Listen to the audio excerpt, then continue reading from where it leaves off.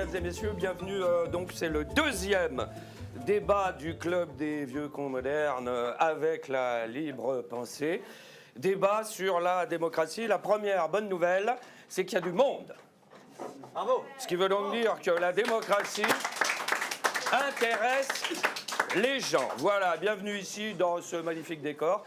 Le Lapin Gilles, cabaret mythique, un retardataire. Voilà, un abstentionniste. Asseyez-vous. Alors, pour m'accompagner ce soir dans ce débat, je vais vous présenter, il y a les personnes autour de la table. Évidemment, dès que vous avez quelque chose à dire, vous levez la main. Détendez-vous, personne autour de la table a la moindre solution. Sinon, on serait au gouvernement. On est là pour réfléchir à haute voix. Voilà, alors, pour m'accompagner ce soir, une jeune fille... alors, on ne dit plus maintenant une jeune fille charmante parce que c'est... on se fait attaquer. Une jeune fille. Voilà. Alice Donati. Christophe Bito. Alice Donati qui m'a dit elle est consultante. C'est ça. Qui consulte. Christophe Bito, porte-parole de la libre pensée qui était déjà là au débat d'avant. Patrick Pelou, en urgence permanente. Monsieur Georges Kuzmanovic de la République souveraine. Jérémy Moalek qui est chercheur. Ouais, voilà, bon. chercheur. Je cherche. Voilà, on a un autre chercheur ici qui est responsable aussi de la chaire Bernard Baris, Lionel Larquet. Moi, j'aime bien les chercheurs, je les préfère aux trouveurs. Voilà. Et puis, un journaliste de Marianne, Franck Rister. De Dieu. Franck de Dieu, pardon. On va y arriver. Alors, je pose le débat. Alors, le thème de ce soir, c'est comment vas-tu, démocratie. Bon, ça pourrait aller mieux. On n'est pas en Afghanistan, hein, on n'est pas en Russie.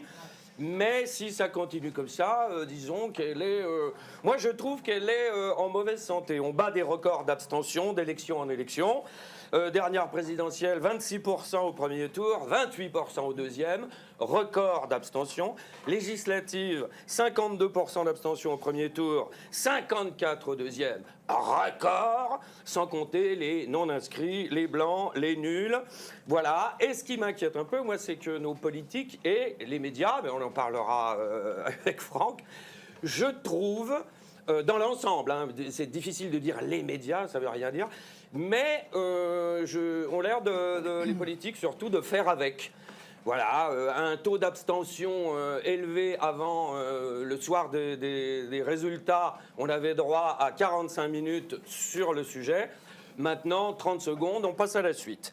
Le sentiment, c'est le mien, mais on va voir s'il est partagé, que les gens décrochent de plus en plus, décrochent de l'info, décrochent du débat, de la vie politique. Pourquoi ? Bon, par dépit, par raison, par lassitude, par désespoir, par inutilité, par perte de confiance, par déconnexion. Bon, on parlera de tout ça. On entend souvent tout est joué d'avance. De toute façon, la planète est foutue, on n'en a plus rien à foutre. Tout est décidé ailleurs. Tout se pourrit, n'en parlons même pas. C'est l'économie qui décide de tout, donc ça ne sert à rien d'aller voter. Dans le meilleur des cas, on vote. Et donc, après, l'électeur est au chômage puisqu'il attend la prochaine élection. Donc, il y a aussi peut-être un sentiment d'entre-soi du pouvoir en place. On a l'impression d'avoir des experts, des spécialistes qui décident de tout, qui pensent pour nous et qui, finalement, nous, à quoi sert-on ? Bon, on l'a vu pour le Covid, c'était énormicide. Je crois qu'ils étaient 4, hein, c'est ça, Patrick a décidé de tout ? Oui, 4,5. 4,5. Voilà. La réforme des retraites aussi, on en parlera. Donc le pouvoir démocratique, puisque nous sommes encore dans une démocratie évidemment bien vivante, mais souvent vécue comme autoritaire, verticale. On parlera peut-être de notre président. Voilà. Et puis il y a aussi peut-être un ordre moral ambiant au service du bien qui a envahi la société et qui veut libérer la parole alors qu'on la cloisonne de plus en plus. Et j'ai le sentiment que beaucoup de gens ont carrément maintenant peur de parler, peur de s'exprimer, de peur de tomber dans le couloir de la mauvaise pensée. Eh bien, pas nous. Voilà. Donc, ce que je vais faire, déjà, je vais commencer par un petit tour de table, parce que moi, je trouve que la démocratie n'est pas en bonne santé. Est-ce que c'est l'avis de tout le monde? On peut commencer par, tiens, Jérémy. Le fait déjà de poser la question, ça veut dire qu'il y a du suspense sur la réponse. Alors même que ça fait quand même plusieurs années qu'on assiste surtout à une fin de l'évidence démocratique. C'est-à-dire qu'en fait, on a de plus en plus de personnes qui doutent du fait qu'on soit encore en démocratie. C'est pour ça que je rebondis sur ton propos introductif. Déjà, tu as dit démocratie, évidemment. Sauf que, sur le démocratie, évidemment, il y a de plus en plus de personnes qui commencent à tiquer de ce démocratie, évidemment, et de se demander si on est vraiment en démocratie, parce qu'on assiste depuis de nombreux scrutins, mais je pense qu'on ira... C'est quand même dur de faire là un propos introductif général, mais on assiste depuis de nombreux scrutins à moi ce que j'aime appeler des détournements démocratiques des voix, et je mets des guillemets à démocratique, puisqu'en fait on assiste surtout, on va dire depuis même 2002, allons-y, Chirac, 82%, on se dit il a été plébiscité, sauf que Chirac a obtenu par exemple en 2002, donc lors de la présidentielle, le plus bas score au premier tour des présidents élus, puisqu'il est à peu près à 13% de mémoire. Et donc on a un président qui est surlégitimé avec 80%, 82 au second tour, donc des suffrages exprimés, et pourtant qui a obtenu en fait un très faible score. Et en fait on a ça 2002, 2005, 2007, c'est un peu la parenthèse enchantée. 2012, on vote contre Sarkozy, pas pour Hollande. Enfin bref, voilà. On parlera de tout ça. Et donc ces détournements démocratiques des voix fait que, à ta question, comment tu vas démocratie, il y en a plein en fait qui se la posent même plus parce qu'ils ont déjà la réponse. Jérémy, Christophe, je pense que pour la profondeur et la qualité de ce débat, ce serait super de redonner une définition déjà de démocratie peut-être. Allons-y. Je t'en prie, Christophe. Non. Si tu me donnes dire ce que c'est qu'une démocratie, pour moi, c'est dire ce que je veux, quand je veux, où je veux. Ah. Puisque la démocratie doit tourner à 360 degrés. Okay. On parlera plus tard, on va y venir à l'extrême droite, on a tout essayé, hein, ça fait 30 ans qu'on essaye de les faire baisser, ils ne font que monter. La démocratie... Mais eux, ils font ce qu'ils veulent, quand ils veulent, où ils veulent, hein, justement. Mais ils ne sont pas dans la démocratie. Mais ils ne sont peut-être pas dans la démocratie, mais la démocratie veut qu'ils s'expriment. Lionel. Mais déjà, je pense que dans mon démocratie, moi, je vois au moins deux appréhensions de la même notion qui ne disent pas la même chose du débat. Ça peut être un régime politique et c'est une culture sociale. C'est une façon d'appréhender le rapport aux autres, à la discussion, à l'argumentaire, à la manière de faire démocratie. C'est pour ça qu'on ne peut pas parler de démocratie économique, de démocratie culturelle, de démocratie éducative. Il y a toute une série de notions auxquelles on peut associer le mot démocratie, mais c'est soit on parle du régime, soit on parle des conditions culturelles et sociales qui font qu'une démocratie peut émerger, peut nourrir et peut se soutenir dans la durée. Et c'est pas la même chose. Les deux se nourrissent, bien évidemment, mais il peut y avoir des cultures démocratiques dans des pays qui ne le sont pas. Comme il peut y avoir des régimes démocratiques dans les pays où la culture démocratique n'est pas forcément si irriguée dans l'ensemble du corps social. Donc moi, je distinguerais bien ces deux champs-là, parce que pour moi, ça ne signifie pas le même débat. Par exemple, sur la culture démocratique, moi, je constate, pour avoir dit des travaux de certains de tes collègues il y a une vingtaine d'années, qu'aujourd'hui, par rapport à il y a 50-60 ans, on n'arrête pas de voter. Dans les conseils syndicaux, pour les parents d'élèves, les acteurs qui sont dans le monde associatif votent de façon très régulière chez les acteurs syndicaux associatifs. Donc il y a des espaces où on exprime un vote dans beaucoup plus d'espaces qu'il y a 50 ou 100 ans. Donc la manière qu'on a d'appréhender la culture et la vie démocratique, si on le réduit au régime politique, c'est un gros sujet, auquel cas il faut le circonscrire. On dit que c'est plutôt ça notre objet d'intérêt aujourd'hui. Moi, je ne suis pas convaincu que c'est le seul débat qui mérite d'être posé. Et moi, ce que je constate, c'est que moi, dans ma vie de parent d'élèves, je n'arrête pas de voter quasiment tous les mois ou tous les 2 mois. Dans ma vie de tous les jours. Dans mon conseil syndical, je vote 6 fois par an. D'accord. J'aurais dû parler, évidemment, de démocratie. Là, tu parles... oui, moi, je parle du régime démocratique dans lequel oui. Personne, pour l'instant, a répondu vraiment à la question. Oui. Patrick, qu'est-ce que tu en penses, toi? Elle voit bien, la démocratie? Non, ça va pas. Mais ça fait suite à ce que tu viens de dire fort justement. C'est-à-dire qu'en fait, tu peux pas l'avoir. C'est marrant comme toi, là, d'un coup, tu as dit non, mais je veux parler de la démocratie politique, toi. Mais non, justement, si on reprend ce qui s'est passé au moment de la Révolution française, il faut voir ce que notre pays vivait. Il n'y avait pas du tout de démocratie. Personne. C'était le droit du sang. Les castes et les clans qui faisaient le truc. Et ils font la Révolution française. Ce qu'il faut comprendre, c'est qu'on est le premier pays au monde sur une structuration, et notamment en Europe, à casser l'aristocratie, le droit du sang, etc., pour dire non, maintenant, il faut aller vers quelque chose de démocratique. Du coup, il faut voir où on est venu. Et c'est vrai, et tu as raison, cette démocratie, elle doit être à tous les niveaux. Moi, je suis content que, justement, on puisse voter au conseil syndical et tout ça, bien sûr. Alors moi, mais là, c'est juste les propos introductifs. Hein, donc, oui. moi, après, je vais vous faire une grande parenthèse sur la non-démocratie dans le système qui intéresse le plus les gens, la santé. La santé, ben ça, Voilà. après, quand tu veux, on fait un tour de table. Après. Tu te le gardes derrière l'oreille et on en parle. Christophe. Alors, en général, quand quelqu'un commence une intervention, il dit toujours « je vais être bref » et tout le monde est déçu, parce qu'il ne l'est pas. Donc moi, je vais annoncer la couleur, je vais être un petit peu long, parce que je pense qu'on ne peut pas répondre à une telle question en 2-3 mots. Du coup, ce qui risque d'arriver, c'est que vous allez être agréablement surpris, parce que ça sera peut-être quand même moins long que ce que vous n'imaginiez ou ce que vous craignez. Donc, quand on me pose la question « comment vas-tu, démocratie ?», moi, je parle de la démocratie aujourd'hui. Et je pense que là, pour l'instant, on a beaucoup parlé, à part mon camarade en face de moi, uniquement du vote. Mais je pense que le vote n'est qu'un élément constitutif de la démocratie. La démocratie, c'est beaucoup plus que le vote. La démocratie, pour moi, en termes de définition, dirais-je, c'est la démocratie politique, c'est la démocratie sociale et c'est la démocratie économique. Et si on veut se poser la question « comment vas-tu, démocratie ?», il faut qu'on prenne ces 3 axes-là. Alors la démocratie politique, on va parler, tout à l'heure, tu as dit Christophe, on va parler de notre président, ça va de soi qu'on va parler de notre président. On a parlé de Chirac tout à l'heure, mais Macron est à peu près dans la même situation. C'est-à-dire qu'on a quand même un président de la République qui, on ne va même pas parler du 2e tour.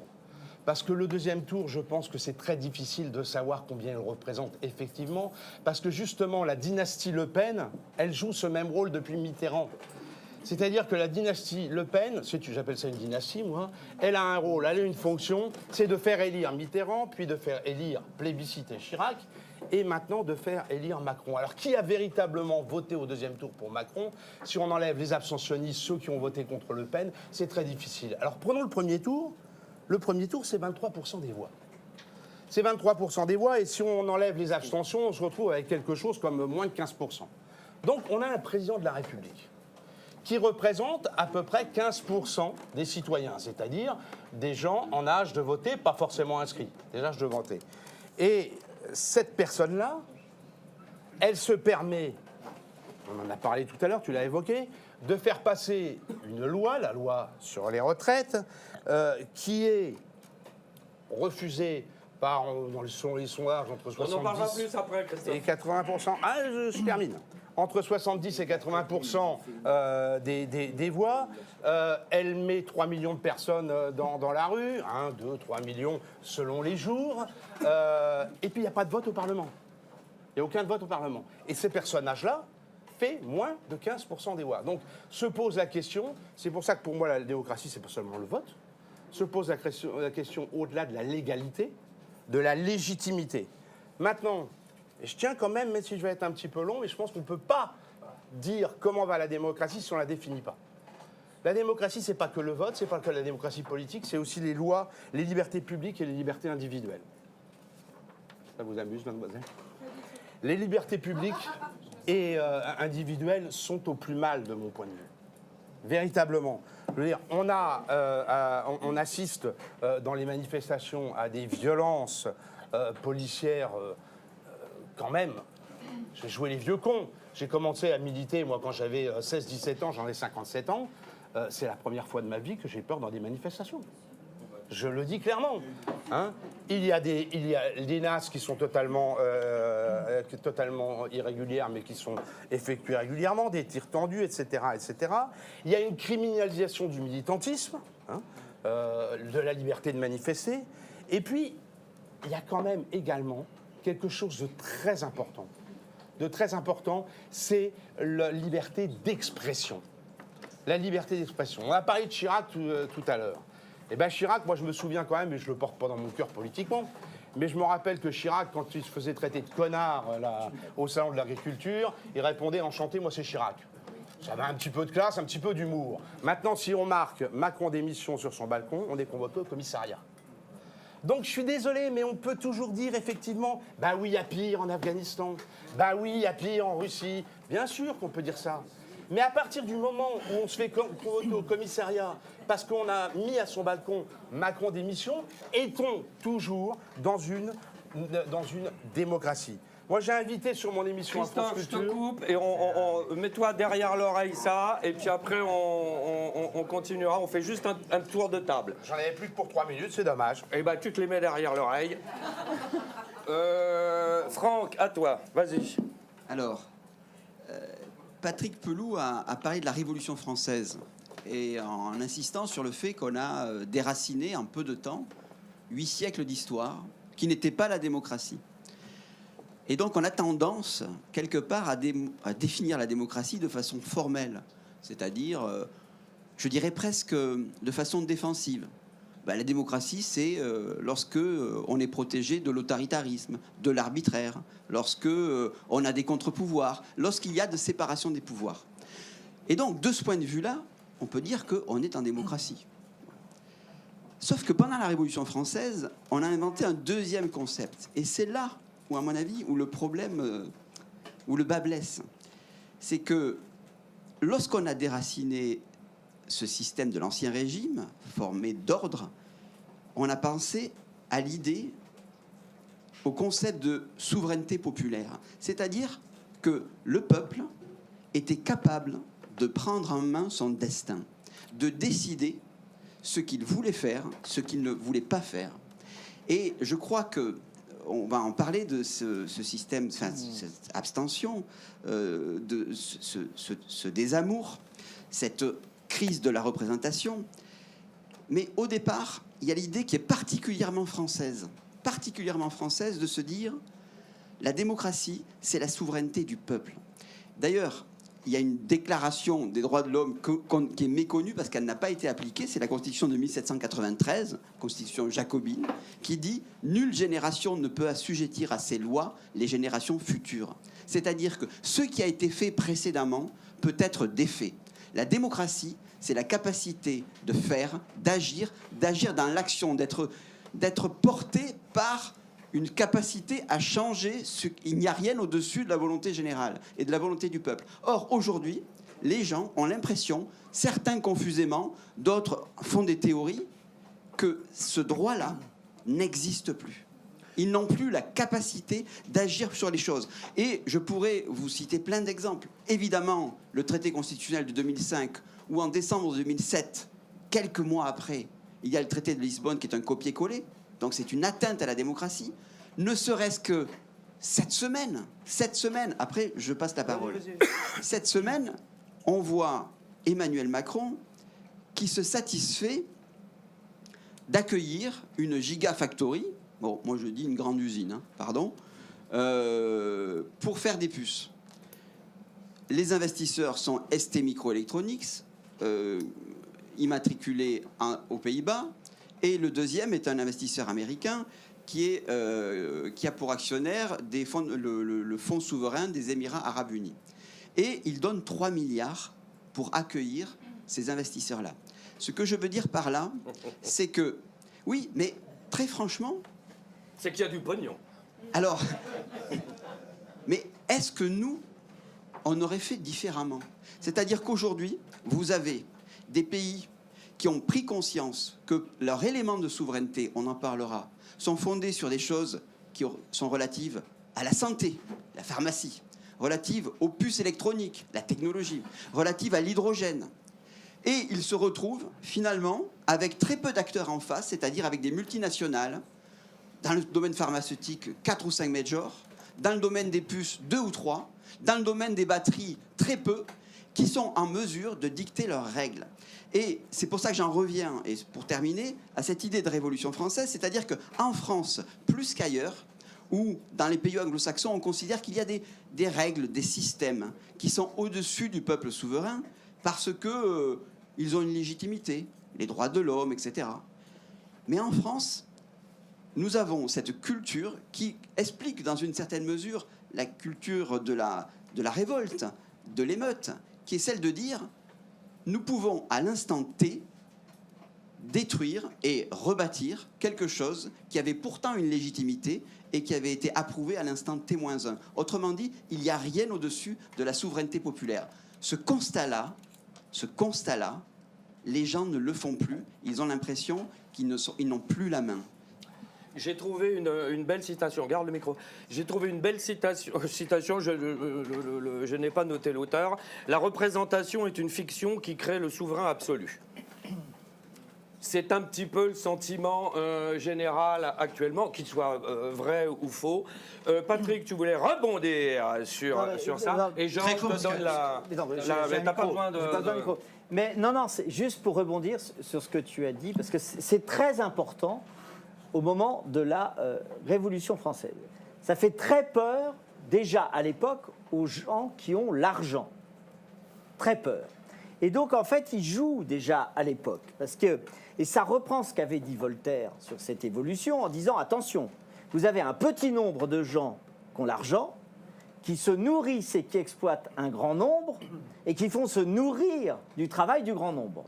Et en fait, tu t'aperçois que le 19e siècle, en fait, on essaye de bâtir justement cette oppression par l'argent. Et une des choses que la démocratie, pour reprendre ce que tu disais sur la démocratie politique, c'est la démocratie sociale que tu citais. Et notamment, il faut voir comment sont traités et la naissance des syndicats. Et c'est très laborieux.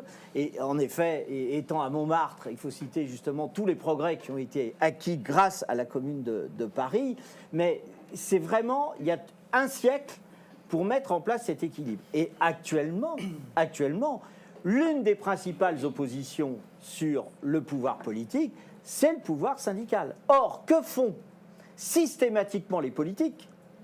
Ils rabaissent le pouvoir des syndicats, avec généralement les politiques le pouvoir de l'argent qui est derrière. Et là, tu cites justement cet investissement. Alors là, on pourrait décliner, notamment sur le médicament, où on a tout perdu. Il a fallu la crise du Covid pour s'apercevoir qu'on fabrique même plus de Doliprane en France et qu'on est totalement dépendant de l'Inde et de la Chine et qu'on est incapable d'avoir un stock. Bon,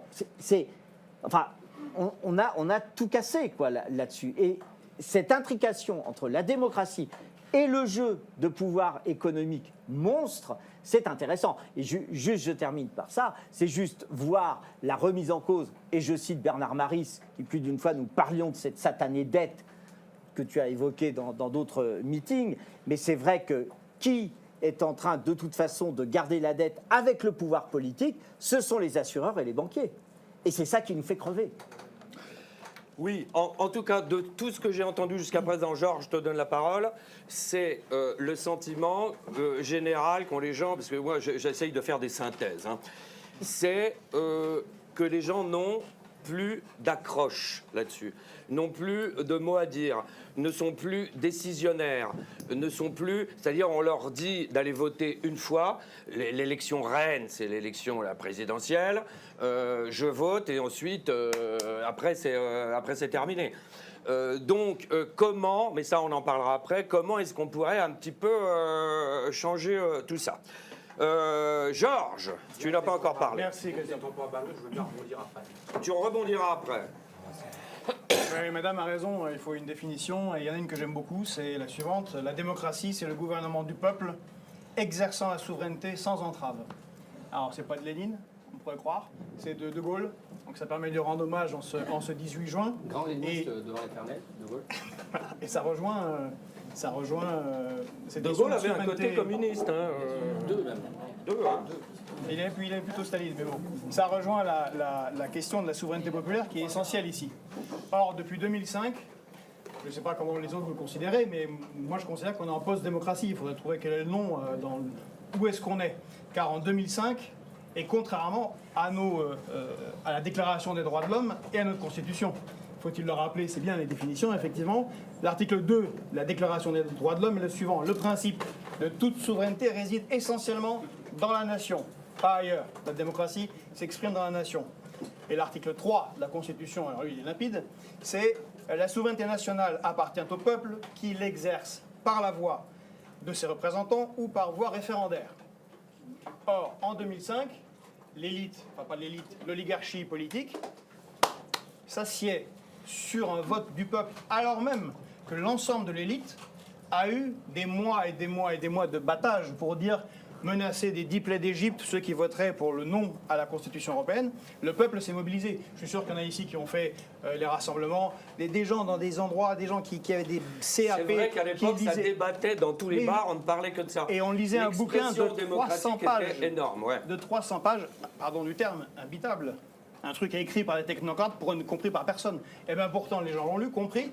Et 3 ans après, l'élite politique se réunit en conclave à Versailles, quel symbole, et s'assied sur une décision populaire. Et bien depuis, l'abstention s'en va en flèche. La question des médias est également importante.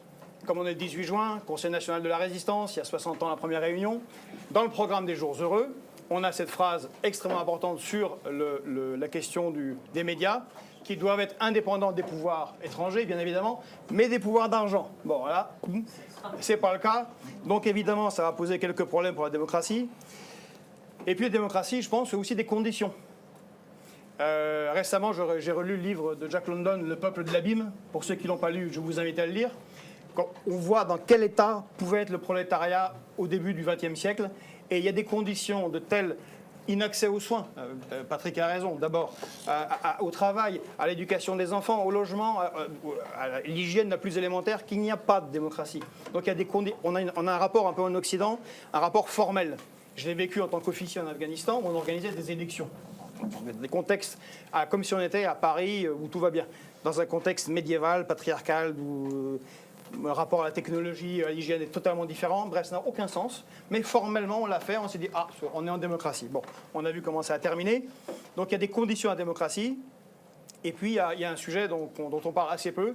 C'est que la démocratie est souvent considérée par rapport aux politiques. On vote telle ou telle année pour le président, les députés, les conseils régionaux. Mais pour beaucoup de Français, l'entreprise, c'est une dictature permanente. On n'a pas encore basculé dans la démocratie dans ce domaine-là. Pourtant, il y a des tentatives. Dans la Yougoslavie de Tito, c'était l'autogestion qui a inspiré des gens ici, en particulier à gauche. Mais même à droite, encore une fois, De Gaulle, c'était la participation qui a été bien enterrée par le reste de la droite qui ne voulait surtout pas qu'il y ait de participation dans les entreprises. Et on peut difficilement considérer qu'on est dans une démocratie quand la vie de quelqu'un dépend, tient à un fil de quelqu'un qui peut la couper et lui couper tous ses revenus et donc eh bien, les conditions qui lui permettraient d'exercer la démocratie. On va... Christophe, je te donne la... Attendez, on fait... Attention, je fais mon côté féminin là. Ouais, vas-y. Il y a une fille qui a demandé la parole qui est autour de la table, donc il faudrait D'accord. respecter quand même le tour de table. Mais j'allais lui donner la parole. And now the end is near. Après, on chantera. Alors, moi, je vais pas chanter parce que je chante pas très bien. Mais je vais par contre jouer le rôle qui m'a été attribué de jeune conne à cette Mais table. pas du tout. C'est toi qui t'es attribué. C'est toi qui t'es attribué. On n'a jamais dit ça. Et je suis assez d'accord avec ce qu'a dit mon voisin sur la souveraineté et le besoin de changement et d'adaptation surtout. En fait, on est quand même dans un régime qui est gouverné par la même constitution. Alors que tout le monde sera d'accord pour dire qu'au cours des 50 dernières années, notre société a un petit peu changé.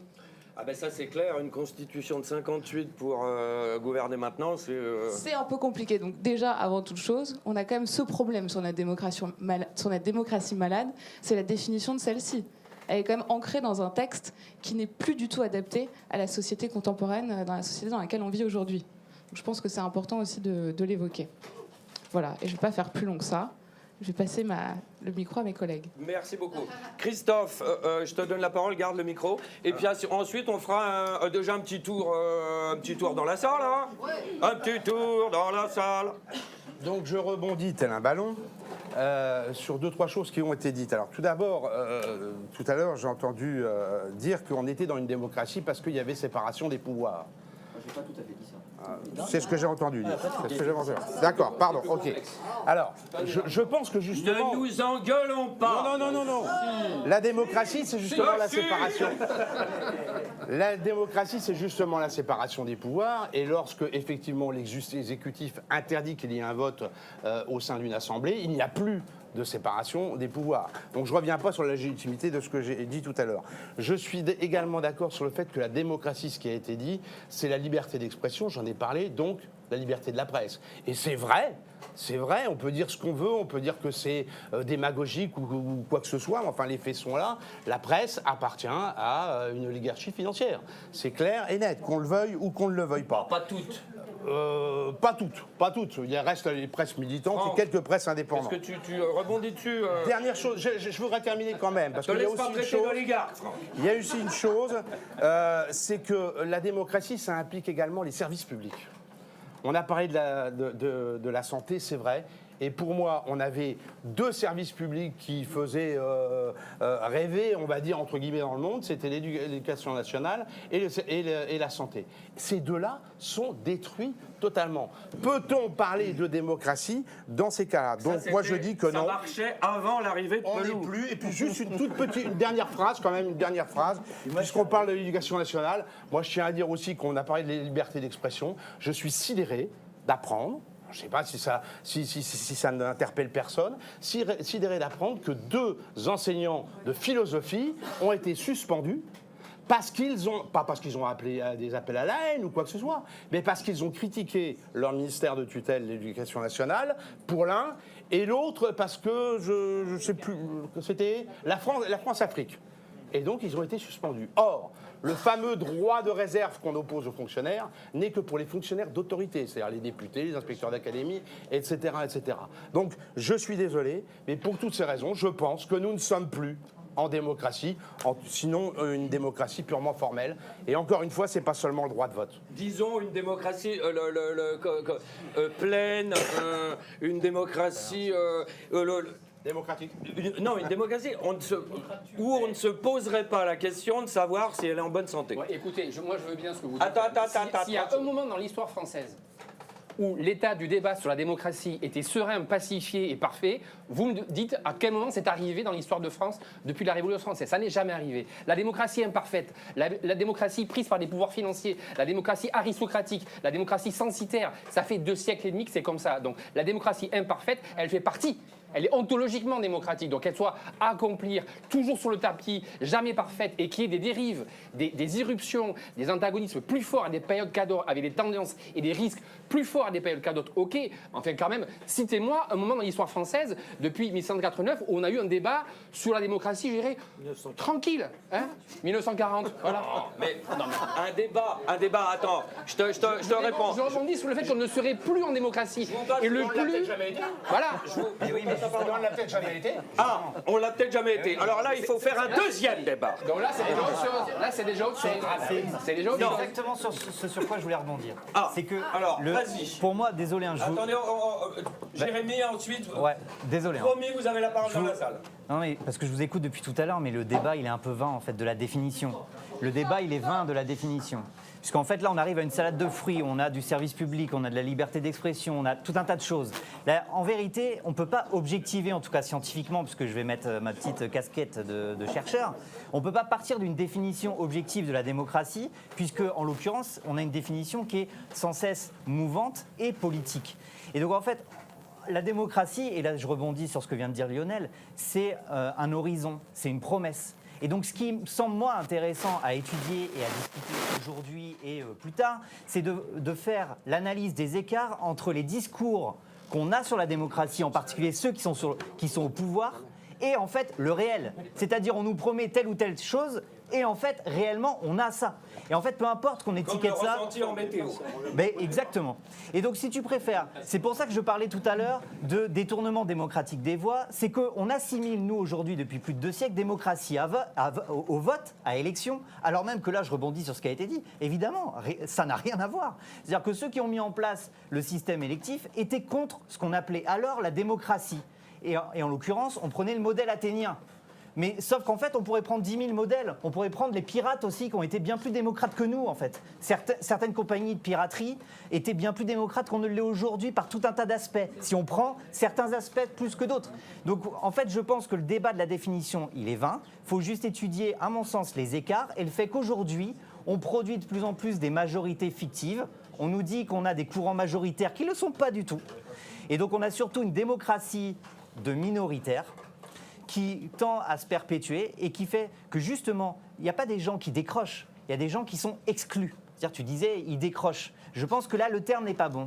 C'est-à-dire qu'on finit par exclure tout un ensemble. Comment ça, le terme n'est pas bon? Je suis désolé, Christophe. Mais, tu sais pourquoi j'ai dit décrocheurs? Ça me rappelait, c'est un peu les décrocheurs à l'école. Oui. C'est-à-dire, à l'école aussi, c'est pas bon. On vit en démocratie.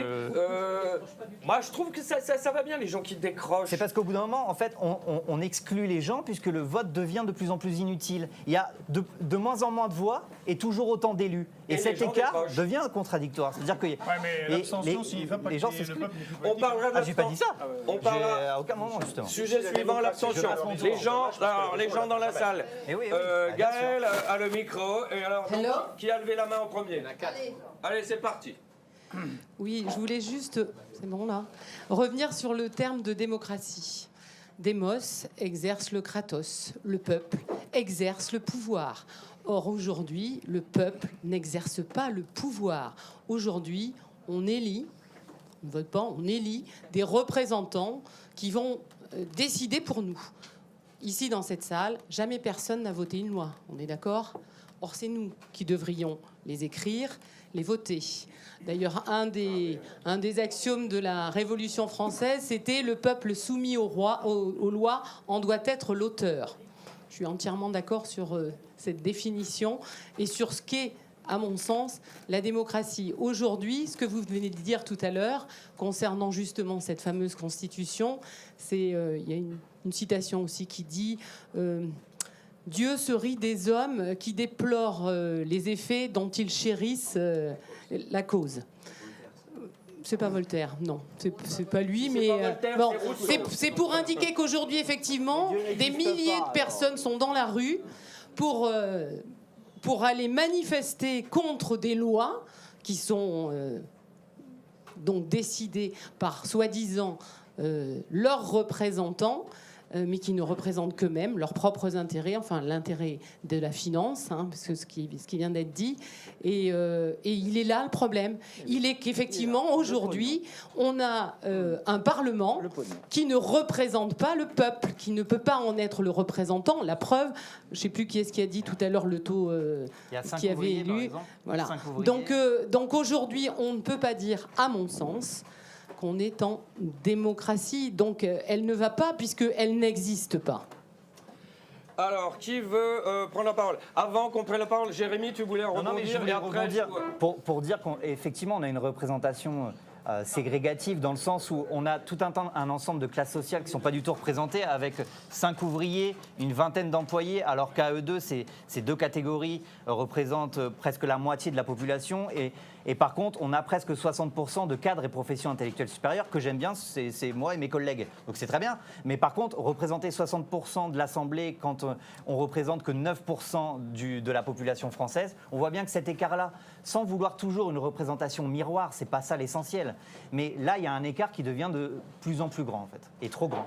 Voilà. Monsieur, allez-y, c'est à vous.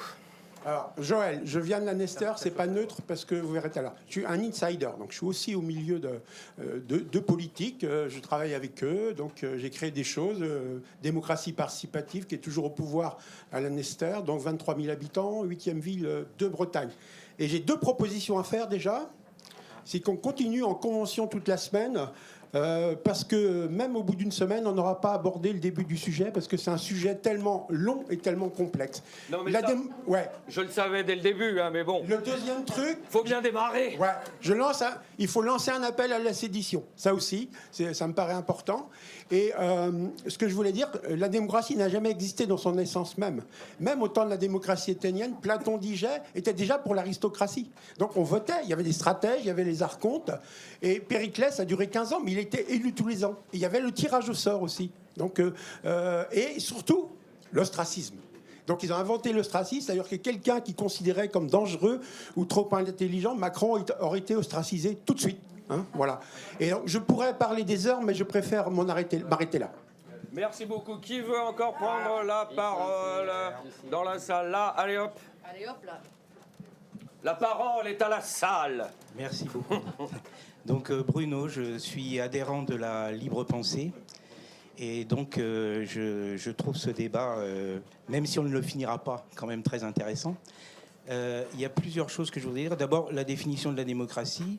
La démocratie, je dirais, c'est le gouvernement du peuple, par le peuple et pour le peuple. Et donc ça, c'est effectivement une notion qui est une notion politique. Après, le problème, c'est que quand on a un gouvernement, en fait, un gouvernement, il sert des finalités. Et donc, quand on sépare la démocratie politique, la démocratie sociale, la démocratie formelle, je pense qu'il faut établir aussi un lien entre tout ça. C'est-à-dire que la démocratie, le pouvoir du peuple ne peut se faire qu'à partir du moment où un certain nombre de libertés démocratiques sont assurées. D'autre part, qu'est-ce qui se passe? En fait, les enjeux du pouvoir, les enjeux du pouvoir politique sont en définitive très souvent économiques.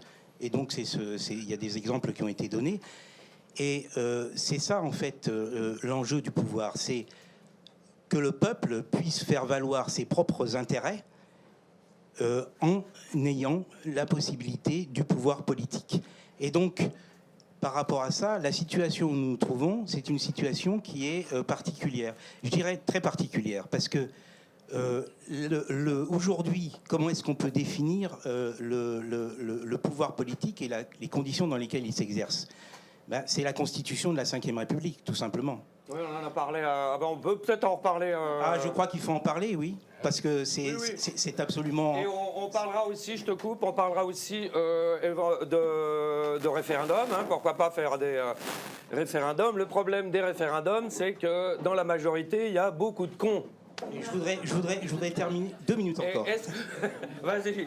Encore 2 minutes. Donc le problème qu'on vit en ce moment, c'est pas que la Constitution est inadaptée parce qu'elle est inadaptée dans le temps.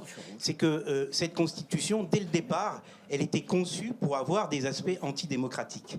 Et donc la libre pensée, je dois le dire, dès le début, dès l'instauration de cette Constitution, s'est prononcée contre elle.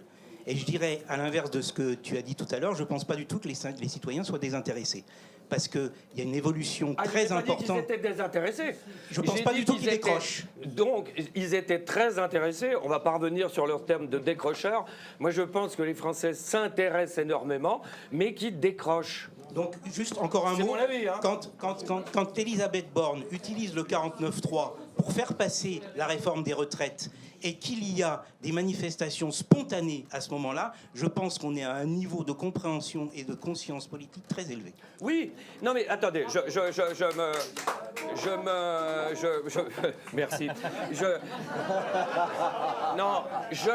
Attendez, juste avant de passer la parole, je n'ai absolument jamais dit que les gens étaient désintéressés, tout ça. Simplement, moi, je regarde les faits, je reviens sur les taux d'abstention. On bat des records sous la Ve République. On appelle ça quand même, pour moi, c'est un signal rouge, c'est une alerte. La population, les électeurs sont en train de dire ça ne nous intéresse plus, on n'y va plus, on vote blanc, on vote nul. Et donc, voilà, c'est tout ce que je voulais dire. Mais je pense que les gens, moi, sont très intéressés, sont très au fait, qu'on peut leur faire confiance. Je disais tout à l'heure qu'il y a une majorité de cons, mais la connerie se dilue dans la majorité aussi. Hein, donc voilà, pour remettre en place. On va passer la parole encore à une personne dans la salle et on reviendra. J'aimerais qu'on parle justement des abstentionnistes. J'aimerais qu'on parle des votes blancs, des votes nuls. Bon, je vais essayer d'être rapide. Je voulais introduire la question le monde de l'entreprise. Dans l'entreprise, il n'y a pas de démocratie. Or, aujourd'hui, le travail en entreprise a pris une place encore plus élevée qu'auparavant. Et cette absence de démocratie fait que les gens vivent en majorité leur temps de vie dans un espace qui est antidémocratique. Alors, progressivement, leur pensée évolue. Et leur pensée évolue et ils se désintéressent effectivement de la question démocratique et de la question de l'expression aussi de leurs opinions. Parce que ce n'est pas 3 millions de personnes qu'il fallait avoir contre la réforme des retraites. Avec 70% de gens qui sont contre, c'est beaucoup plus dans les manifestations. Or, il n'y en avait que 3 millions. J'aurais tendance à dire que par rapport à la vague d'indignation que a soulevé cette réforme, voilà. Donc moi, je tire le signal d'alarme. Tant qu'il n'y aura pas plus de démocratie dans les entreprises, on ne fera pas progresser la démocratie sociale. Merci beaucoup. On en profite, Patrick, avant qu'on parle des abstentionnistes. Moi, je voudrais juste vous donner un exemple. Alors, la santé. Exactement.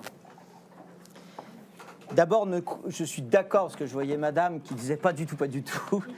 Je suis d'accord avec vous. On n'a pas un peuple aussi con qu'ils veulent le faire croire. Nous n'avons pas un peuple qui est désobéissant. Nous avons un peuple qui est très réfléchi, qui est extrêmement politique. Bon. Quand il y a eu la mise en place du confinement, qui était juste, en fait, pourquoi on a mis le confinement? Ça, c'est très intéressant. Ils mettent le confinement parce que, d'un coup, ils s'aperçoivent, et il y a des courbes qui arrivent par notamment l'OMS, disant les gens vont mourir par terre dans les rues, il faut faire quelque chose. Et donc, d'un coup, ils disent, on va contenir les gens chez eux. Et je me souviens bien des débats qui ont dit, mais les Français vont jamais obéir, vont jamais. Manque de bol, le truc incroyable, même dans des zones où il n'y avait pas de virus, les gens ont obéi. Oui. Mais pourquoi on a fait ça? On a fait ça, non, par la peur, mais on a fait ça parce que le service de santé, s'il y avait des vagues multipliées par 1000%, c'est les images que vous avez vues par exemple en Algérie où les gens se sont tués pour des bouteilles d'oxygène, on ne pouvait plus faire face. Et là, c'est là où j'arrive à la démocratie. Je fais très court. Vas-y. Mais c'est hyper important à comprendre. En 2002, vous avez la personne la plus ultra-libérale qui était le professeur Mattei, qui débarque au ministère de la Santé avec toutes les théories qui étaient en place aux États-Unis avec la tarification à l'activité, etc. Bon, il dit, on a trop de lits, il faut fermer les hôpitaux, etc. Blabla, vous connaissez tout ça. Mais il y avait un problème. Et ce problème était le président du conseil d'administration des hôpitaux, qui était alors le maire. Donc, élu par la démocratie.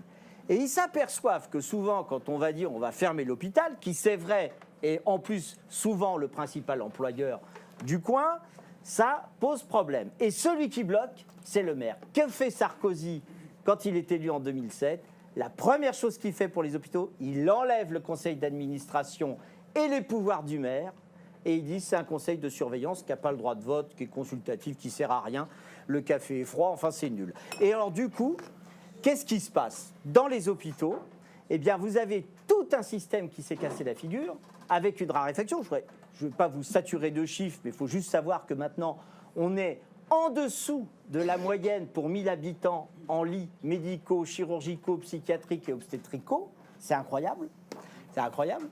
Nous avons une mortalité péri-infantile et maternelle du postpartum, c'est-à-dire après l'accouchement, qui est au niveau de pays en voie de développement d'Afrique. Il faut juste avoir ça. Mais qu'est-ce qu'ils font?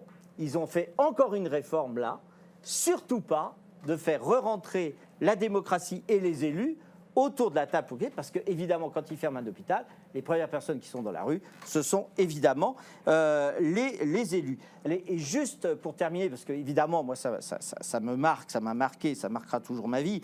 La démocratie, elle est en effet, c'est la liberté d'expression et le droit au blasphème.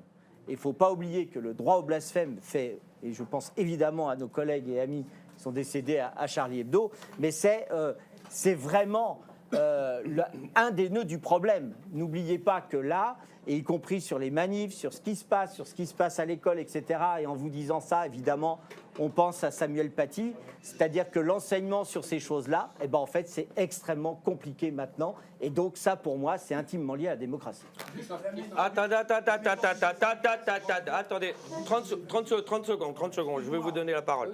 Juste pour dire tout ce que tu viens de dire sur la santé, je lis 4 journaux par jour, il y a beaucoup de choses que j'ai découvertes. Mais là où c'est grave, je pense, du point de vue démocratique, c'est que toutes ces décisions, on n'a même pas eu le début du commencement d'un choix à faire. Tout a donc été imposé. Oui, par les grands argentiers. Par les grands argentiers. Voilà. Pas que. Si. Pas que. Si, parce que derrière, il y a la dette des hôpitaux.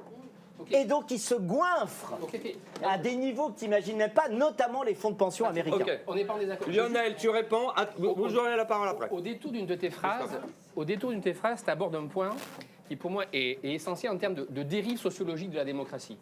On l'a vu en Italie, on a vu dans différents pays européens où la captation du pouvoir ne se fait pas par des acteurs politiques. Tout ce qu'on commence à comprendre sur un personnage, prenons Macron comme une catégorie de personnages, c'est tout sauf un homme politique. On est quelques-uns à avoir vu opérer, lui et quelques-uns de ses proches, dans le gouvernement. Il gère des projets. La sûreté nucléaire, c'est un projet. La santé, c'est un projet. La guerre en Ukraine, c'est un projet. Il n'y a pas de vision politique. Ces personnes-là n'ont pas de vision, de culture politique. Ce sont des technocrates au sens traditionnel du terme. Et l'une des dérives auxquelles on sent que ça commence à nous gratter sévère, c'est que la sociologie de ceux qui aujourd'hui commencent à gouverner des ministères ne sont pas des personnages politiques, au sens où tu le dis, quand tu as un maire qui gère les antagonismes radicaux sur un territoire, lui, il gère le caca, et quand il y a des mecs qui te disent, tu as Jean-François, Ben Marcel, Claudine, qui lui disent tout et son contraire, il gère l'antagonisme et la contradiction fondamentale. Ce sont forcément des personnages politiques. Le technocrate non élu commence à prendre le pouvoir, y compris dans les gouvernements. Si vous regardez la sociologie des ministres, ça commence sous Hollande. Et sous Macron, c'est stratosphérique. On a des gars qui sont des hauts fonctionnaires. Exactement. Et qui commencent à être des ministres. Mais je suis désolé, moi, j'ai pas envie d'être piloté par un Blanquer qui gère, pour l'avoir documenté, la réforme du bac à 3 gus à côté de son bureau, sans discussion avec aucun des syndicats. Donc là, on a aujourd'hui... Mais comme ça va plus vite. Certes, mais il faut quand même bien voir qu'aujourd'hui, l'un des enjeux politiques, c'est de voir que, et l'un des pays où ça s'est le plus expérimenté depuis 20 ans, c'est l'Italie, avec un effondrement radical de la gauche et une captation par les technocrates, la France commence à vivre avec des gens qu'on prend pour des hommes politiques, mais sincèrement, regardez leur parcours, ils n'en sont pas. Donc on a aujourd'hui, comme on a pu l'avoir chez les Byzantins pendant des siècles et des siècles, on peut se retrouver, comme sous Byzance, avec des gens qui, pendant 4 siècles, ont comme débat fondamental le sexe des anges. Oui. Et là, on parle des technocrates, on pourrait aussi parler, je me mets à la place de l'opinion publique.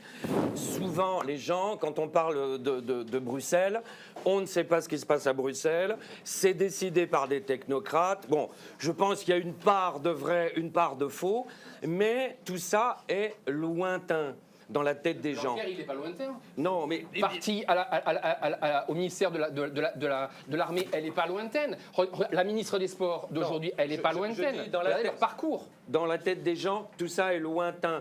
Les technocrates, les dossiers, ces gens qui décident à notre place, je pense que pour les gens... ils se disent, je reviens au débat sur la démocratie, ils se disent à ce moment-là, où est la démocratie là-dedans, puisque c'est même pas un politique élu qui nous dirige, qui gouverne. Ok. Avant qu'on passe la parole, parce que je voulais le faire depuis très longtemps avec Franck, tout à l'heure, tout le monde va parler. Christophe, après c'est à toi. Tout à l'heure, on a parlé des médias. Qui sont financés par la grande finance, etc. J'aimerais quand même que tu nous donnes ton avis là-dessus, parce qu'au niveau de la démocratie, on l'entend très souvent aussi. La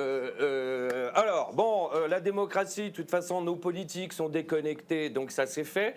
Il y aurait bien les médias, mais ils sont dirigés par le pognon. Je résume à la hache. Hein. Bon, alors, ton avis là-dessus, toi, le journaliste. Oui. Alors, je pense qu'il faut distinguer 2 choses. La première, c'est l'actionnariat.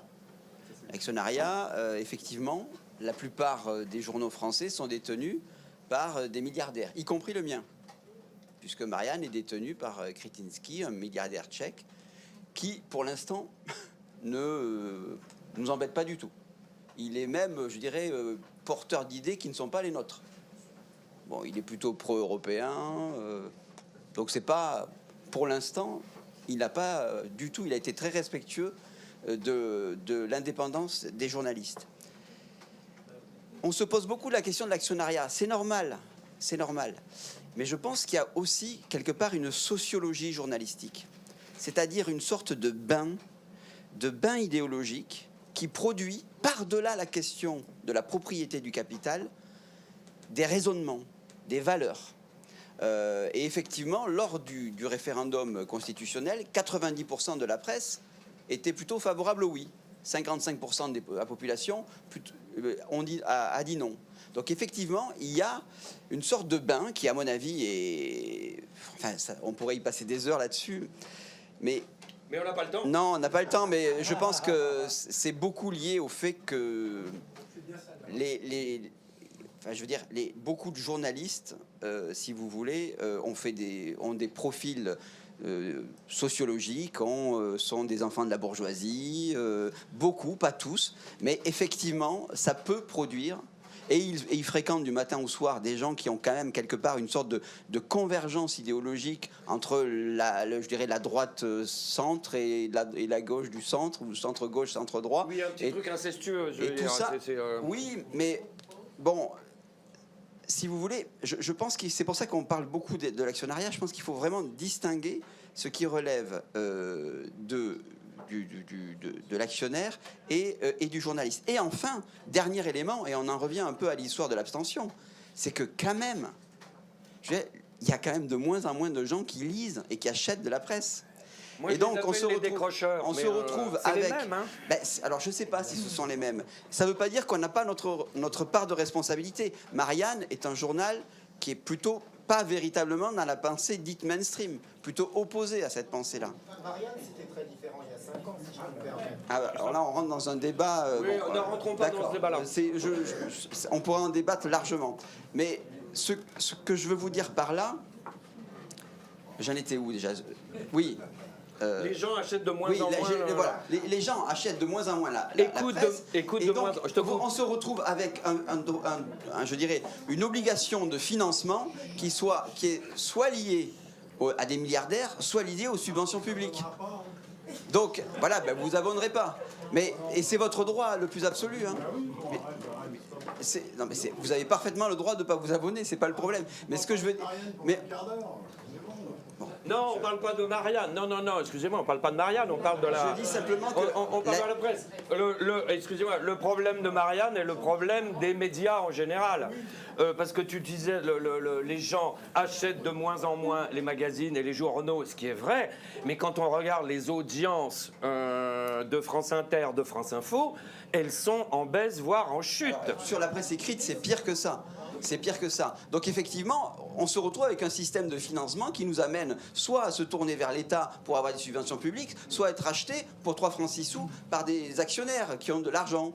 Parce que c'est une machine quand même à perdre. Beaucoup de journaux perdent de l'argent, il faut l'admettre. Donc s'ils perdent de l'argent, ils ont leur part de responsabilité. Et on est les premiers, nous, quelque part, à donner des coups de griffe ici ou là à Marianne pour dire que la presse se ressemble, qu'il y a une sorte de discours très univoque sur beaucoup de sujets. Et on va en parler, par exemple, au sujet de la Ve République. Est-ce qu'il faut, oui ou non, une élection au suffrage universel direct du président de la République qui amène les journalistes à faire la course des petits chevaux dès aujourd'hui jusqu'en 2027? On peut en parler de ça. On peut en parler.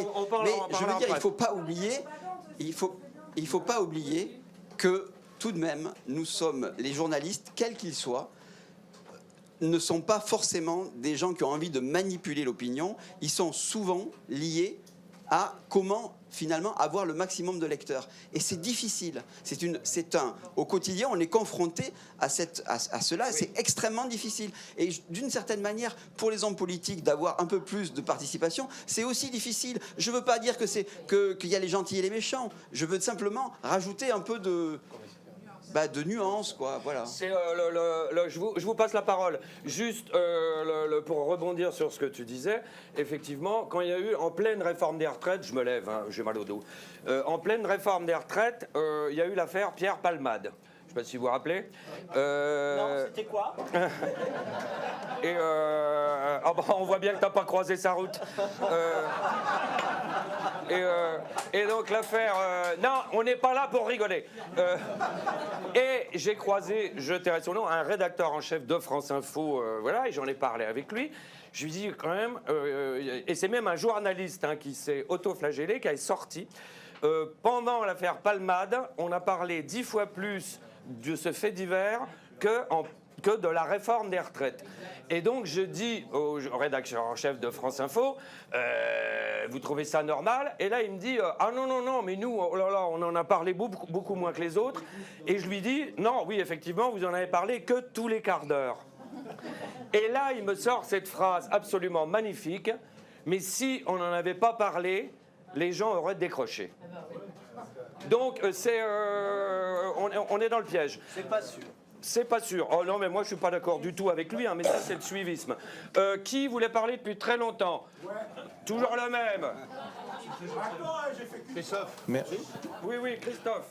Bonjour. Je vais juste faire 3 phrases pour aller plus vite, et je vais juste, parce qu'il y a beaucoup de monde, etc., et je fais juste le débat d'avant ou l'introduction, je voulais juste dire quelque chose. Donc déjà, quand on parle de démocratie, qu'en 1958, quand De Gaulle a fait sa constitution, c'est la personne quand même qui a fait le plus de référendums jusqu'à présent. Première chose. Deuxième chose, quand son référendum l'an dernier, le dernier où il a été désavoué par 47%, un truc comme ça, il a démissionné. Donc déjà, ça c'est la première chose. Deuxième chose, quand on parle de démocratie, je pense qu'en 2012, c'est son élection d'Hollande, où il a eu tous les pouvoirs, et donc il a à ce moment-là la possibilité de faire toutes les lois qu'il pouvait faire. Il avait la majorité sur tout. Il avait le Sénat, il avait les députés, il avait tout. Ce qui fait que derrière, il a fait quoi? Il a fait la loi travail de 2016, qui s'est transformée avec les premières manifestations violentes, avec des éborgnés et des morts, Fraisse, pour ne pas le nommer. Suivi de ça, donc là, après, on peut dire... Et le TSE pour commencer. Absolument. Donc derrière, on arrive donc Macron, qui est son fils, évidemment. Mais ce qu'il faut savoir, c'est quoi... Mais... Et c'est vrai. Et ce qu'il faut savoir en plus... Macron est le fils de Hollande. Et il épouse sa mère en plus. Et donc... Vous avez tout compris.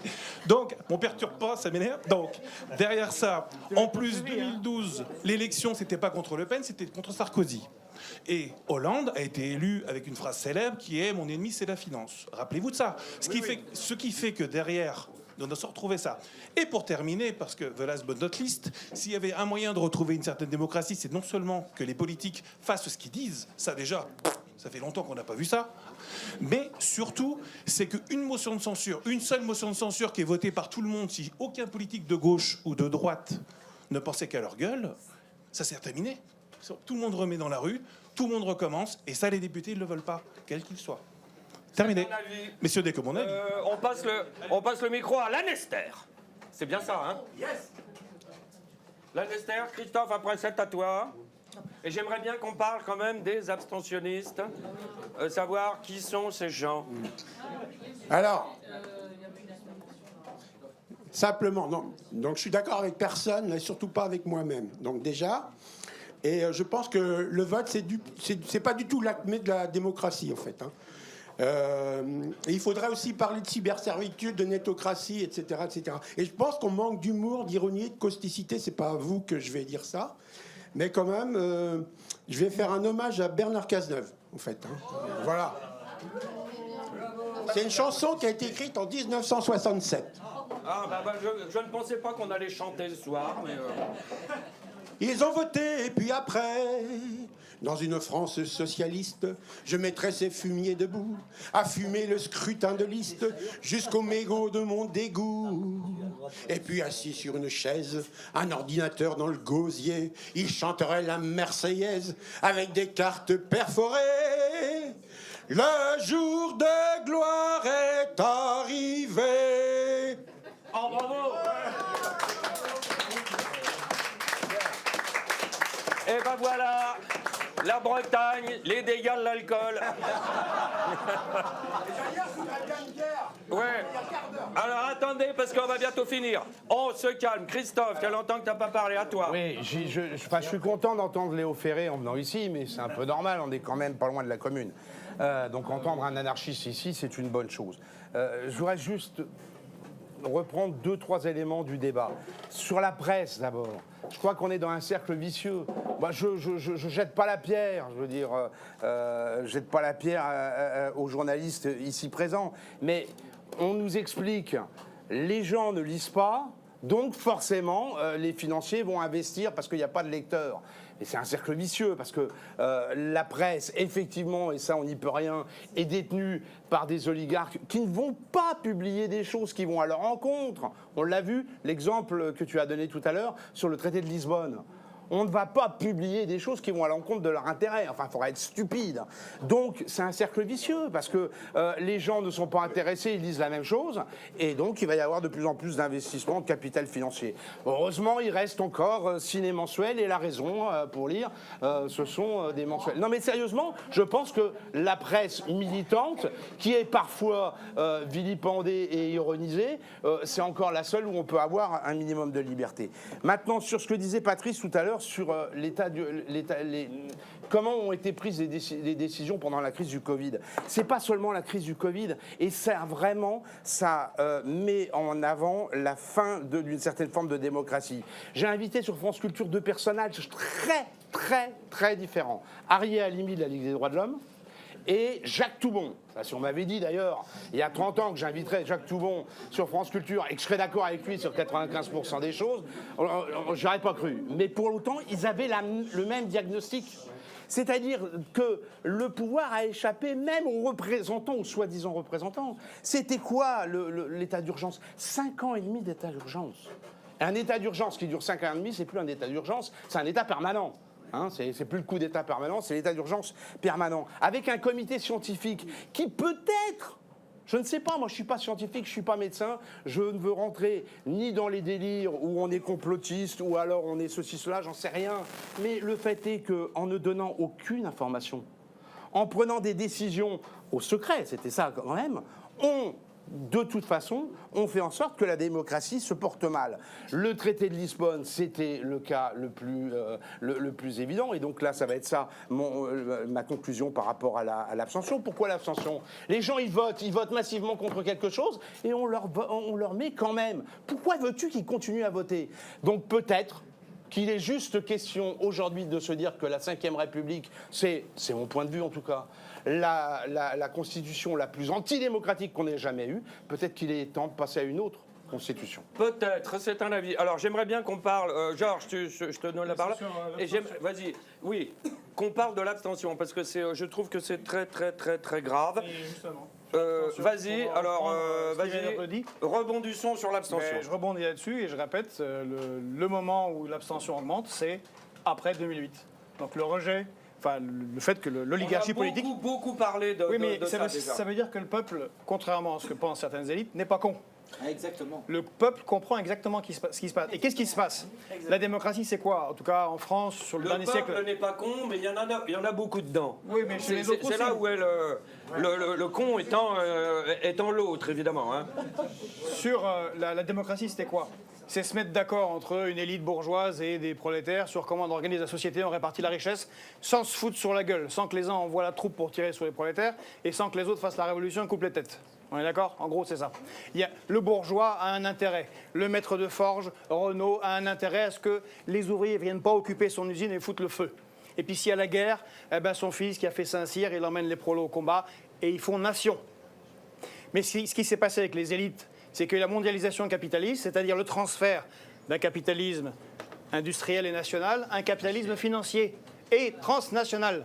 Et donc les élites, ou plutôt l'oligarchie, en a rien à foutre de la nation. Et donc, son problème... Non, c'est pas vrai! Exactement. Et son problème, c'est de casser toutes les régulations, c'est-à-dire les lois. Et le meilleur moyen, c'est de passer par le supranational, entre autres localement l'Union européenne, et c'est tous les traités de libre-échange, entre autres, et les traités européens, dont celui de Lisbonne, qui a remplacé le traité constitutionnel européen, mais vous avez tous les autres traités de libre-échange qui nous sont vendus par la plupart des médias, sauf évidemment Marianne et 2 ou 3 autres, comme étant la panacée absolue, et on ira mieux, et on vivra mieux, et tout ira très bien. Or, les traités de libre-échange, le pire, c'est le TAFTA, celui qui a été arrêté parce qu'il y avait Trump, mais qui est toujours en négociation, qui a été repris. C'est un truc qui fait 3000 pages. Hein, quand on critique le Code du travail, c'est assez amusant. À un moment donné, sur l'exigence de la représentation nationale, c'est-à-dire des députés, certains ont exigé de voir ce qui était écrit, puisque ce sont des traités qui vont s'appliquer à la nation, aux Français, à l'ensemble des citoyens, mais qui sont négociés à Bruxelles par des gens, on ne sait pas lesquels, non élus. Donc on est largement sorti, on est en post-démocratie, encore une fois. Eh bien, certains élus ont pu aller le consulter ou dans une cave, à l'ambassade des États-Unis, sans téléphone, sans droit à un calepin, un truc de 3000 pages, écrit en patte de mouche, où il y a entre autres les tribunaux d'arbitrage. C'est quoi le tribunal d'arbitrage? Eh bien, c'est un truc qui, une fois que le traité de libre-échange passe, et il existe déjà avec le traité avec le Canada, c'est le CETA, eh bien, vous avez une instance non élue qui est au-delà de la nation, où sont nommés des gens des multinationales, donc de cette oligarchie transnationale financiarisée, qui peuvent décider de dire « Ah, votre loi là sur le bien payer les infirmières à l'hôpital ou la loi qui fait qu'il faudrait manger bio », tout ça, ça va à l'encontre du droit au commerce et aux bénéfices. Okay. Et donc, le peuple a compris ça. Donc, le peuple voit bien que... Ben oui, mais 80% des lois qui sont votées à l'Assemblée nationale sont mises en conformité au traité européen. La question, c'est qu'une fois que le peuple a compris ça, qu'est-ce qu'il fait alors? Est-ce qu'il pour le moment, il s'abstient. Attendez, est-ce qu'il s'abstient ou est-ce qu'il... et je vais même plus loin de toi. Je ne sais pas si vous avez entendu parler de ce projet. C'était, je crois, le PDG de Virgin qui voulait, avec des potes milliardaires, acheter une île pour en faire un État, de façon à échapper totalement. J'ai trouvé ça magnifique. Alors, j'aimerais. Il s'abstient et il fait gilet jaune aussi. Ouais. Alors, il fait grève sauvage. Bah oui, c'est ça qui va se passer en fait. Alors. L'abstention. On a avec nous Jérémy ce soir qui les votes blancs, les votes nuls, l'abstention. Il est chercheur, il a quand même beaucoup travaillé là-dessus.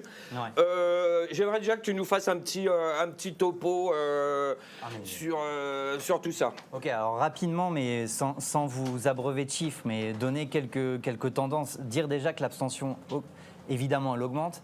Mais ce qui est intéressant sociologiquement, c'est qu'elle transcende de plus en plus les classes sociales. C'est-à-dire que pendant très longtemps, on considérait que l'abstention concernait surtout les classes sociales dominées. C'est-à-dire que ceux qui s'auto-excluaient, ou plutôt, moi c'est mon avis, on excluait du vote.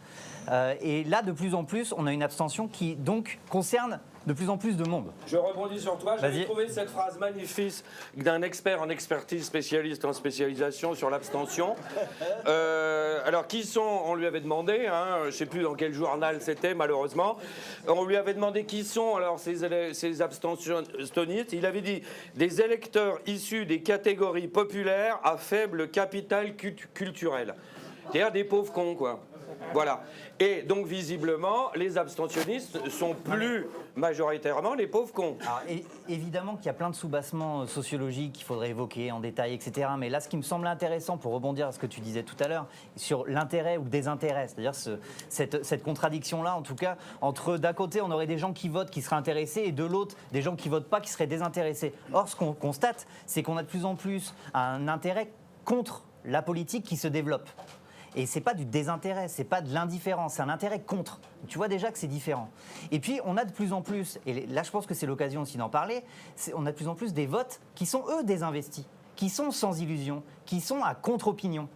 Et cette hausse-là fait qu'on parle beaucoup de l'abstention et puis après on parle des élus, sauf qu'en fait on parle très peu de la façon dont les uns et les autres ont été élus, avec des votes, entre guillemets, de moins en moins qualitatifs, puisqu'on a des votes désinvestis. On a tous été plus ou moins amenés à voter sans adhérer, ne serait-ce qu'à 50% du programme de quelqu'un, etc. Donc vous voyez, ces votes à contre-opinion-là sont en fait de plus en plus fréquents.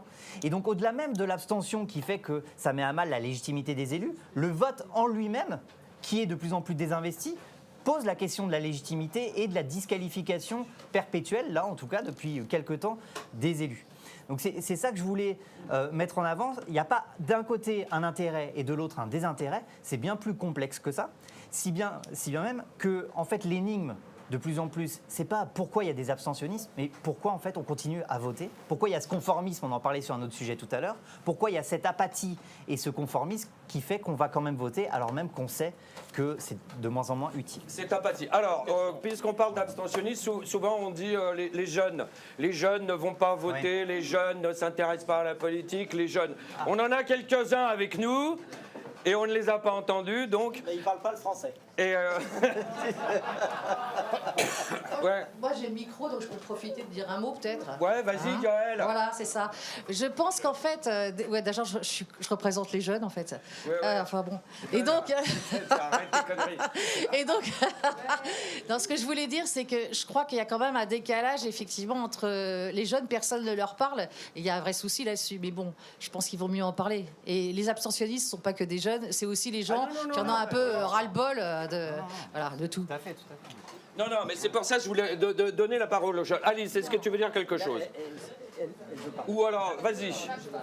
Non, puisqu'on parle de décalage, effectivement, je pense qu'il est complètement nécessaire de se dire que même quand on parle de politique, même dans un endroit comme celui-ci, pardon Christophe, il y a beaucoup de jeunes qui se sentent en décalage et je pense que c'est peut-être le cas de quelques personnes qui sont assis et qui sont venues avec nous pour découvrir, pour débattre. Malheureusement, en termes de représentation politique, et je vais parler pour moi et pas pour les personnes qui sont assises à côté de moi, encore une fois, le fait de se retrouver dans aucune personne, aucun candidat, aucun élu, aucun mouvement, c'est extrêmement problématique. Et donc j'aimerais savoir comment on fait par rapport à ça. C'est bien pour ça que le fait qu'il y ait de plus en plus de jeunes qui se refusent à voter fait qu'on devient même un système gérontocratique. Alors je sais que là on est dans le club des vieux cons modernes, alors même modernes, mais qui en fait, il y a une prime, alors d'une part au vote bourgeois, mais aussi au vote des vieux, je le dis simplement. Et l'offre politique forcément a tendance à s'ajuster à ceux qui viennent voter. Et donc évidemment, les programmes, puis ensuite les politiques publiques qui sont mises en place, ont tendance à s'ajuster plus ou moins, et d'ailleurs bien plus, à ceux qui vont potentiellement venir la fois d'après. Et donc c'est pour ça qu'en fait c'est un cercle vicieux qui fait que les jeunes, même si on pourrait discuter de la catégorie, les jeunes, les vieux, les machins. Mais on est bien obligé de faire des généralités. C'est pour ça que les jeunes, en plus, n'ont pas envie d'aller la fois d'après, parce que les politiques publiques ne ressemblent pas à leur volonté. Moi, je trouvais ça très très drôle que ce soit les retraités. Non, mieux là. Ouais, je trouvais ça très drôle que ce soit les retraités qui votent très majoritairement pour la réforme des retraites. Donc les gens qui sont déjà au stade de la retraite, ils disent bon, moi je suis à la retraite et maintenant tous les gens qui vont venir après, ils peuvent travailler un peu plus. Ça, c'est un peu marrant. Et je trouve qu'un autre sujet qui est super important, parce que ça revient un peu à tout ce que vous disiez. Ah pardon. Dans tout ce que vous disiez juste avant, je trouve qu'il y a un sujet qui est super intéressant, c'est celui de la légitimité. Et le fait que les gens sont moins intéressés, font de l'abstention et sont moins concernés par tout ce qui se passe à l'Assemblée nationale. Ou en tout cas, il y a le fait d'être concerné, mais le fait qu'ils n'aillent pas voter, c'est l'impression que, en votant, on légitimise quelque chose qu'on ne soutient plus. Et on se dit que on va voter pour quelque chose qui, à la fin, ne va pas nous représenter et pourtant va agir en notre nom. Et comment est-ce qu'on réussit à construire des modèles alternatifs qu'on peut légitimiser pour faire apporter des voix collectives et des alternatives? Donc ça peut être au niveau des médias, le faire les médias alternatifs, ce genre de choses, mais trouver ces voies-là pour que les gens ici adorent citer la Révolution française. Je veux dire, le moment où on se réunit tous dans la salle du jeu de paume, c'est un moment concret de légitimation d'une assemblée qui n'avait pas cette légitimation juste avant ce moment-là. Ils essaient d'aller voter, on leur ferme la porte, ils trouvent un lieu où ils peuvent se rassembler et ils construisent eux-mêmes une légitimité qui s'est perpétuée. Et comment est-ce qu'on peut refaire ce travail-là et donc étudier ce moment important de l'histoire et le réaccomplir? Ça, c'est un peu un travail. Bon. Très bien, très bonne intervention. Et non, c'est pas parce qu'il est jeune qu'il faut l'applaudir. Non, c'est parce qu'il dit pas de conneries. Mais faut les encourager. Bah oui, évidemment, la retraite à 80 balais. Alors, non, mais là, je parle justement quand je ne sais pas pourquoi quand j'entends jeune maintenant, je pense à l'écologie. Je ne sais pas pourquoi. Peut-être que parce que vous allez vous payer quand même un climat pas terrible. Ils ont parlé des retraites et de la Constitution. Ouais. Mais c'est un exemple. Je ne sais pas si vous serez d'accord là-dessus. Le problème le plus important, c'est le dérèglement climatique. normalement, les écolos devraient faire 82% aux élections. Le seul problème, c'est que quand on les entend, on a envie d'ouvrir la fenêtre pour chauffer la rue. Et non, mais c'est un grave problème. C'est un grave problème. Alors là, je vous dis tout de suite qu'il est 39. On a dépassé largement. Donc, dans 10 minutes, on arrête. Qui n'a pas encore parlé? Je vois que tu lèves la main, mais qui n'a pas encore parlé et voudrait s'exprimer? Là-bas. Voilà, allez, c'est pas parce qu'on est au fond. Vas-y, cancre. Merci. Oui, je voulais rebondir en fait sur ce que Christophe Alévèque avait dit en introduction, à savoir... j'ai mon micro. Hop là, c'était en écriture automatique. C'est l'économie qui décide de tout, donc ça sert à rien d'aller voter. Non, c'est pas moi qui le dis. Non, mais oui. en reflétant les propos, le sentiment général. En fait, c'est exactement ça qui est le fond de la démocratie. Enfin, j'y viens. C'est-à-dire que la démocratie, c'est l'entraide. C'est le fait de faire quelque chose collectivement. Et le contraire de la démocratie, c'est le libéralisme qu'on vit aujourd'hui, c'est ce qui est individuel, c'est ce qui ne prend plus en compte l'autre.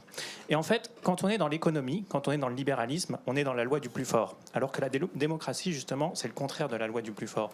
C'est le fait de collectivement constituer quelque chose d'autre qu'un être plus fort qui pourrait venir tout saboter, à savoir en l'occurrence aujourd'hui l'ultralibéralisme qui pourrit absolument tout.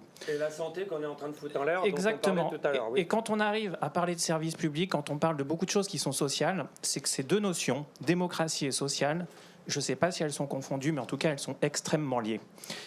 Et tout ce qu'on est en train de perdre aujourd'hui, le fait que la démocratie aille mal, c'est pas tant une institution qui va mal, c'est que le social va mal, c'est qu'on perd les retraites, c'est que on perd beaucoup de choses qui sont du service public classique. Et si on arrive à recréer du lien, si on arrive à recréer collectivement du lien, même avec des gens qu'on n'aime pas, c'est-à-dire que si demain je croise quelqu'un dans la rue qui est du RN et qui me traite de je sais pas quoi, et moi je vais pas le traiter de facho, je vais lui dire écoute l'ami, on est dans le même pays, on est dans la même merde, alors on va s'entraider mutuellement. Moi, je suis... Alors là, c'est on n'a pas le temps, je voulais parler de ça après. L'extrême droite, ostracisée, diabolisée. Moi, je suis d'accord avec toi, il faut leur parler. Et c'est ça. Et la démocratie, c'est avoir un lien avec tout le monde. C'est pas facile. Et c'est pas facile de leur parler. Ils ne parlent calmement. J'ai essayé. C'est très compliqué. Alors, attendez. Lionel d'abord, et puis après, là-bas, Lionel voulait intervenir. Le collègue tout à l'heure, enfin, tu viens d'exprimer le rapport que tu estimes très intriqué entre les notions de démocratie et sociale, notamment. C'est un grand débat 19e et qui aujourd'hui construit ce qu'on est. Moi, je ne suis pas sûr que ça soit le débat fondamental. Celui-là, pour moi, il est daté historiquement. Ce qui ne veut pas dire que les enjeux sociaux ne sont pas des enjeux à négliger. Pour moi, ce n'est pas la clé de l'avenir démocratique. Et j'en veux pour preuve un bouquin qui, moi, m'avait absolument perturbé, qui s'appelait Petrocratia, et qui est une analyse du régime énergétique d'une démocratie ou d'un régime politique. Qu'est-ce qui fait qu'on est dans un régime politique qui a des centrales syndicales? Quand on dit centrales syndicales, ça n'est pas possible sans des industries énergétiques hydrocarburées, par exemple. Sa conclusion, c'est de dire les structures politiques, les institutions politiques sur lesquelles on s'assoit sont des structures politiques qui n'auraient pas pu exister sans l'émergence de l'industrie des hydrocarbures. Donc quand on décide de partir et de provisionner et de se projeter dans une démocratie où les enjeux climatiques et écologiques sont structurants de la viabilité des sociétés, donc éviter les guerres civiles, ça signifie que les modes et les institutions démocratiques vers lesquelles on doit aller ne sont pas du tout centrés sur les mêmes régimes énergétiques. Ils vont être, à mon avis, beaucoup plus décentralisés, beaucoup plus proches de l'endroit où les gens vivent. Les gens doivent se soigner, se nourrir. Et donc ça signifie que les structures politiques devraient, à mon avis, être beaucoup plus locales, beaucoup plus décentralisées, avec donc une culture démocratique beaucoup plus distribuée sur l'ensemble de la société. Et donc pour moi, ça n'est possible, je pense, dans une projection politique, que si le programme politique éducatif du pays, les espaces d'éducation des mômes, des ados, des jeunes adultes, est centré sur la manière dont on a de vivre une démocratie éducative permettant éventuellement de structurer d'autres communes, d'autres gestions des services publics localement. Quand on ne va pas pouvoir faire 50 bornes pour aller à l'hôpital parce qu'il n'y aura pas d'essence dans les voitures, on va se soigner comment? Quand on ne pourra pas faire plus de 25 bornes pour aller chercher à bouffer comment on va faire sans hydrocarbures et comment il faut faire sans hydrocarbures. Et ça, sans démocratie culturelle, sans démocratie éducative, sans démocratie sanitaire, sans culture démocratique proche de là où on vit, dans le quartier, dans la zone à 2 ou 3 kilomètres, ça ne sera tout simplement pas tenable. Et je pense, pour moi, l'un des enjeux politiques à structurer, à discuter, à débattre, c'est le lien entre démocratie, climat et écologie. Parce que de facto, on ne va pas pouvoir faire 50 bornes pour aller à l'hôpital quand on est dans la Creuse. Et ceci devrait être une sorte d'électrochoc pour dire mais comment on se prépare. Et sincèrement, aujourd'hui, je ne le vois porter même pas par les Verts. Ouais. Mais on ne devrait pas habiter dans la Creuse. Mais je suis entièrement d'accord avec toi. Encore, attendez, c'est pas parce que c'est la fin qu'il faut que ce soit le bordel. Alors, qui veut parler? Effectivement, si les hydrocarbures sont pas là, on peut pas se déplacer, il n'y a pas de lien. Et je suis bien sur le lien. On est d'accord sur tout, hein. Il n'y a pas de souci. Il n'y a pas d'antagonisme. Madame, allez-y. Moi, je m'oriente sur les jeunes beaucoup, énormément, donc sur les réseaux et autres, sur ce qu'ils pensent. Je suis étonnée parce que l'on a des libres penseurs dans la salle, mais moi, il y a une chose qui m'inquiète énormément et qui fait partie d'une dictature de la pensée, qui est une colonisation, c'est le wokisme. C'est donc, il faut l'évoquer parce que je ne sais pas comment ça se passe chez vous à l'université ou ailleurs, mais je ne sais pas si vous avez la liberté de parole d'avoir donc une expression laïque, universaliste ou autre sans vous faire trucider. Hein. Alors moi, j'ai pas peur sur les réseaux, j'ai la riposte, mais les jeunes, je m'interroge quand même sur leur liberté d'expression dans ces domaines-là. La seconde chose que j'ai à dire sur la démocratie, puisque je suis en international... en veille internationale, c'est que je ne vois pas comment on peut avoir une démocratie quand il n'y a plus d'alternance. J'estime qu'on n'a pas d'alternance. C'est-à-dire qu'in fine, les élections sont préparées de telle sorte qu'on prend celui par défaut. Alors c'est la finance qui décide, hein, qui prend celui par défaut, comme ça a été aux États-Unis depuis toujours. Et on n'a plus donc des gens radicaux. D'ailleurs, bon, il peut toujours s'époumoner, Jean-Luc, il n'y arrivera pas, hein. À part si tout d'un coup il fait une conversion et il va rejoindre la galaxie macroniste, c'est possible. Vous parlez de Jean-Luc Reichmann? Mélenchon. Mélenchon. Bon, voilà, c'est juste pour dire qu'en réalité, on est sous les ordres de la République, on abandonne beaucoup d'engagements par rapport donc aux prébendes qu'on donne en biens publics, etc. Voilà. Très belle intervention. Les jeunes, et puis après, un jeune, s'il veut, parce qu'on a parlé de vous, les jeunes, si vous voulez répondre sur le wokisme, et puis on finira avec Franck. Et il faut conclure. Non, alors, il y en a, vous voulez... C'est pas nécessaire de répondre sur le wokisme. Non, vous ne voulez pas? Non. Ah bon, la non-réponse est une réponse. Franck, attends, le micro. Et puis on arrête après. Je voulais, pour terminer, rebondir sur ce que disait Madame, c'est très juste. Je pense qu'il y a bon, on ne va pas terminer en disant qu'il y a 2 sujets qu'on n'a pas évoqués, mais il y a un sujet qu'on n'a pas suffisamment évoqué, c'est le cadre de la démocratie. Dans quel cadre on veut être frère? Dans quel cadre on veut fraterniser? Est-ce que c'est celui de la commune, de la nation, de l'Europe, du monde? Et l'exemple du jeu de pommes, ils ont quand même répondu à cette question. Ils ont dit le cadre de la démocratie, le cadre naturel ou pas naturel, en 1789, c'est celui de la nation. Mais je voulais revenir sur ce que disait Madame, ce qui est très juste. On a, et c'est la raison pour laquelle il y a beaucoup d'abstention, c'est qu'il y a le sentiment que, au fur et à mesure que les alternances se font, il n'y a pas de vraie alternance.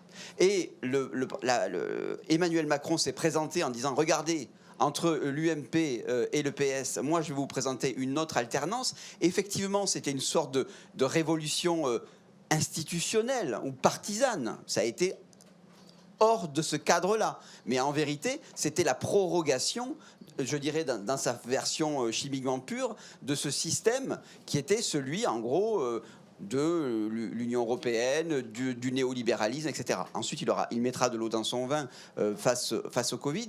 Mais c'est tout à fait, vous avez tout à fait raison. La question qu'il faut se poser, c'est de se dire pourquoi il y a un sentiment que l'alternance n'est pas possible.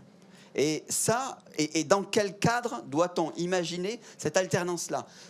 Moi, à titre personnel, je pense que le cadre évident, c'est à moyen terme, peut-être pas dans un siècle, mais à moyen terme, c'est celui de la nation. Et lorsqu'on parle de démocratie sociale, de démocratie syndicale, de démocratie... Moi, j'ai un petit peu peur qu'on finisse par fractionner la souveraineté. La souveraineté, et c'est pour ça qu'on parle au nom des autres, c'est pour ça qu'on se dit « je suis capable d'abandonner mon intérêt personnel au bénéfice du plus grand nombre », c'est parce que le cadre de la souveraineté est indivisible. Et il faut qu'il le reste. Eh bien, c'est sur ces bonnes paroles que nous allons terminer. Je vous applaudis. Merci à tous les intervenants. Et rendez-vous pour un prochain débat, je ne sais pas quand. C'est bien.